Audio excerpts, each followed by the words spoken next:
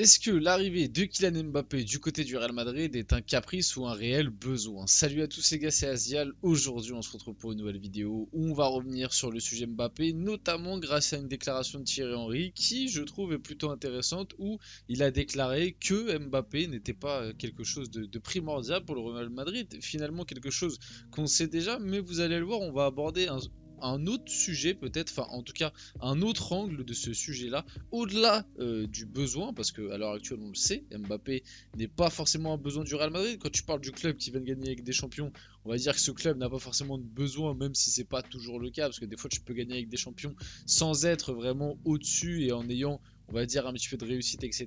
Mais là, quand même, quand tu fais qu'une défaite dans la saison, enfin deux, et en plus les deux c'est contre l'Atlético en coupe et en Liga, et que tu as gagné ton championnat assez largement, tu as gagné avec des champions, tu as une coupe aussi, bon voilà, je pense que tu as un effectif déjà assez construit et que tu n'as pas besoin de ramener un joueur comme Mbappé, surtout qu'en termes de profil c'est similaire à des joueurs qui sont déjà dans l'effectif du Real. Mais on va le voir, grâce à cette déclaration de Thierry Henry, on va aborder un autre angle. On va aussi voir d'autres actus du côté du Real Madrid. Bien évidemment, avant que la vidéo commence, n'hésitez pas à la liker, à commenter, à partager et à vous abonner. Ça fait toujours plaisir et ça aide pour le développement de la chaîne.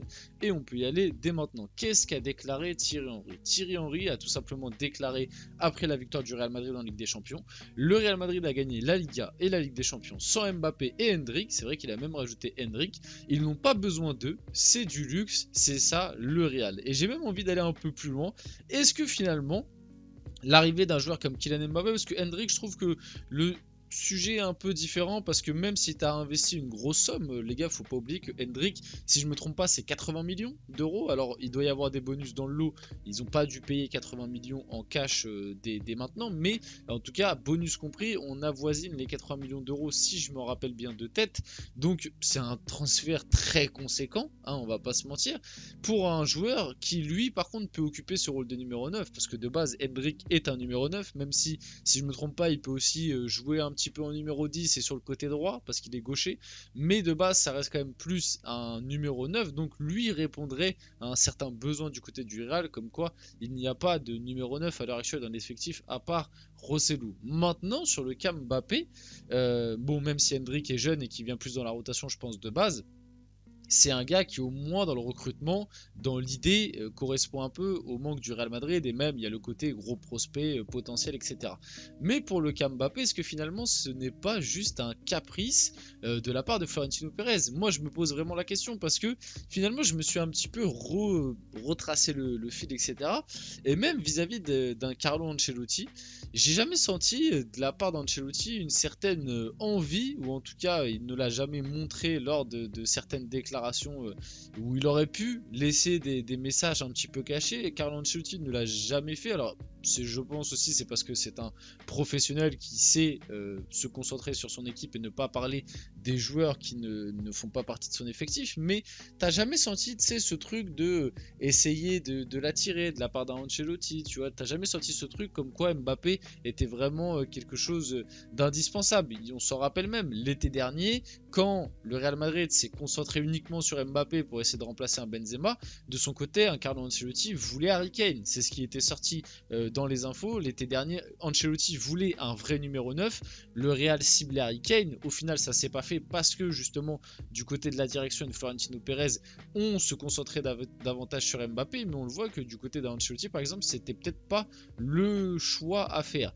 Et moi, je pense vraiment qu'au-delà du côté Mbappé vient pour 0 € parce que bon, le Real Madrid à l'époque faisait des offres, donc c'est au-delà de ce côté-là, je pense vraiment que la venue d'Mbappé répond aussi à un caprice. On sait que Florentino Pérez aime énormément de joueurs, en est peut-être un peu trop fan, et j'espère pour le Real que ce côté-là ne va pas faire qu'il ait autant de pouvoir qu'il avait au PSG. Je pense qu'il en aura jamais autant parce que le Real Madrid est au-dessus en termes d'institution, etc. et en termes de gestion, au-delà même de l'institution, parce que des fois institution, oui, c'est une institution, ça veut un peu tout et rien dire, hein. Pendant des années on a dit ah, le Bayern c'est une institution forte, puis en ce moment le Bayern c'est n'importe quoi. Bon, après à l'époque on les appelait le FC Hollywood, c'est pour ça que le mot institution ça veut un peu tout et rien dire, mais juste globalement, le Real à l'heure actuelle a une gestion bien meilleure parce que tu vois, c'est pareil. Là, on dit oui, le Real c'est une institution. Bon, dans les années 2000, quand tu avais les Galactiques, je peux te dire qu'il n'y a pas grand monde qui disait que le Real c'était une institution forte, etc. Bon, vous avez capté un peu le délire, ça dépend aussi de la forme des clubs, mais on va plus parler de la présidence actuelle, la gestion actuelle du Real Madrid est bien supérieure à celle du Paris Saint-Germain dans la gestion des gros joueurs, etc. Donc, je pense qu'il n'y aura jamais autant de liberté de pouvoir pour Mbappé, mais il peut peut-être en prendre, et peut-être qu'en prendre un peu trop, est-ce qu'il y a des moments pourrait donner quelque chose de néfaste pour l'effectif et l'équipe, quand tu sais que Vini va sûrement aller chercher un BO à côté de lui. Ça c'est pareil, c'est une question que je me pose. Comment va réagir Mbappé quand on va commencer à lui poser des questions aux approches du Ballon d'Or, et que si jamais Mbappé fait un bon Euro, qu'est-ce qu'il va répondre quand on va leur poser la question oui, est-ce que le Ballon d'Or, vous le donneriez plus à vous ou à Vinicius? Vinicius a quand même gagné avec des champions et tout. C'est des choses que j'ai hâte de voir, honnêtement. Que la gestion de tout ça, peut-être que tout va très bien se passer, mais moi, des fois, j'ai un feeling de ça peut bien se passer sur la première année, voire peut-être la deuxième, mais plus de 2 ans, moi, j'ai du mal à penser que ça va rester comme ça et que ça va être viable. Moi, je vous l'ai toujours dit, je pense que il y en a un minimum du secteur offensif qui partira, un gros nom entre Vini, Mbappé, Rodrigo, et tu peux même mettre Bellingham dedans. Passons un petit peu à d'autres actus côté Real, notamment des actus transferts. Florian Wirtz, c'est l'objectif du Real Madrid pour la saison 2025-2026. On l'avait déjà abordé dans une vidéo où notamment on parlait de la retraite de Toni Kroos et de son potentiel remplacement par justement Florian Wirtz qui était ciblé par le Real. Bon bah Florian Wirtz, joueur exceptionnel, beaucoup aimé cette saison. Maintenant, il a déjà annoncé qu'il ne quitterait pas Leverkusen cet été. C'est pour ça que le Real Madrid a pour objectif de le faire plutôt pour l'année prochaine. C'est un numéro 10, certains vont dire que du coup, si le Real repasse en 4-3-3, il n'y a pas trop de place pour lui. Moi, je pense qu'il a quand même des qualités pour potentiellement s'adapter en tant que numéro 8, quand tu sais qu'à l'époque, un Mesut Özil l'a fait, quand tu sais que de base, Toni Kroos et Luka Modric sont des numéros 10 de formation. Je pense que Florian Wirtz, s'il vient du côté du Real, il pourra s'adapter dans un rôle de numéro 8, dans un 4-3-3, ou peut-être si le Real décide de rester dans ce fameux 4-4-2 diamant, peut-être que Bellingham repassera en numéro 8 et que Florian Wirtz prendra le rôle de numéro 6, de numéro 10, pardon. En tout cas, l'idée me plaît beaucoup, même si personnellement je préférerais le voir dans une équipe qui a un peu plus le ballon, style Manchester City, dans des équipes de ce style-là, ou même pourquoi pas le PSG en vrai, hein, même si c'est peut-être un peu utopique de penser ça, mais pourquoi pas le PSG. J'aimerais beaucoup le voir sous Luis Enrique par exemple dans un 4-3-3, etc. Ou en faux 9, je pense qu'il peut le faire en tout cas dans la vision de Luis Enrique, même si moi je préfère avoir un vrai numéro 9. Mais en tout cas, le Real a pour objectif de le faire, ça va sûrement coûter très cher, donc on va suivre ça de près. On passe à d'autres actus mercato, notamment le Real Madrid qui pourrait envisager de recruter Reece James en 2025. Le transfert dépendra de sa capacité à rester en forme après ses récentes blessures. Pourquoi pas un Reece James? Après, le problème c'est que beaucoup blessé. Ces dernières saisons à Chelsea, du coup, ça a été très compliqué parce qu'il a très rarement enchaîné. Là, Malo Gusto a montré un très beau visage du côté de Chelsea. Petite révélation. Peut-être que Chelsea pourra réfléchir à le vendre. Après, ça reste un joueur formé au club, ça reste le capitaine. Donc ça risque d'être compliqué de voir Chelsea s'en séparer malgré ses blessures, etc. Je pense que Chelsea compte encore sur lui. Après, il reste à voir ce que lui voudra faire. Est-ce qu'il voudra potentiellement tenter le challenge Real Madrid? En tout cas, la seule chose qui est certaine, c'est que pour moi, le Real Madrid doit recruter un latéral droit.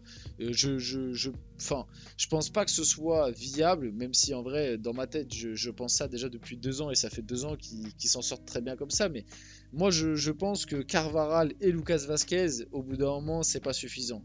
C'est pas suffisant. Il faut recruter un mec qui peut concurrencer Carvajal réellement, parce que Lucas Vazquez, on sait très bien qu'il est là pour faire le nombre et pour s'asseoir sur le banc et pour dépanner quand Carvajal est blessé ou suspendu. C'est pas une réelle concurrence. Donc pour moi, il faut aller chercher un concurrent à Lucas Vazquez. Pendant un moment, on a entendu du Hakimi, là du Reece James. Je crois qu'aussi il y avait du Trent Alexander-Arnold pendant un moment. Et il y a aussi du coup l'autre actu de cette vidéo, le Real Madrid qui est intéressé par Jérémy Frimpong, qui je pense ne correspond pas du tout au système madrilène. Le joueur est très très bon, attention, c'est pas ça que je suis en train de dire. Pareil, du côté de Leverkusen, petite révélation, un petit peu comme Florian Wirtz. Maintenant, on le voit, enfin en tout cas quand je regarde les matchs de Leverkusen, je trouve que ça saute aux yeux que c'est pas un latéral droit, quoi. Là, autant, tu vois, on disait ça pour un Hakimi, oui, c'est pas un latéral droit, c'est plus un piston, mais je trouvais quand même qu'Hakimi pouvait jouer latéral droit. Autant Frimpong, je pense qu'il ne peut pas jouer latéral droit. C'est limite, je pense qu'il a plus les facultés de jouer ailier que de jouer latéral. Mais je pense que son rôle préférentiel, c'est piston. Mais c'est un piston qui joue tellement haut, qui défend tellement peu, que le voir débarquer latéral dans une défense à 4, ça me paraît quand même très compliqué. Et il faut pas oublier qu'à l'époque, le Real Madrid avait vendu Hakimi justement parce qu'il avait ce côté très offensif piston qui savait pas trop défendre. Et pour moi, c'est un peu le profil de Frimpong. En tout cas, on va finir la vidéo là-dessus. J'espère que cette vidéo vous a plu. Si c'est le cas, n'hésitez pas à la liker, à commenter, à partager et à vous abonner, les gars. C'était Aziel et on se retrouve très rapidement pour une prochaine vidéo.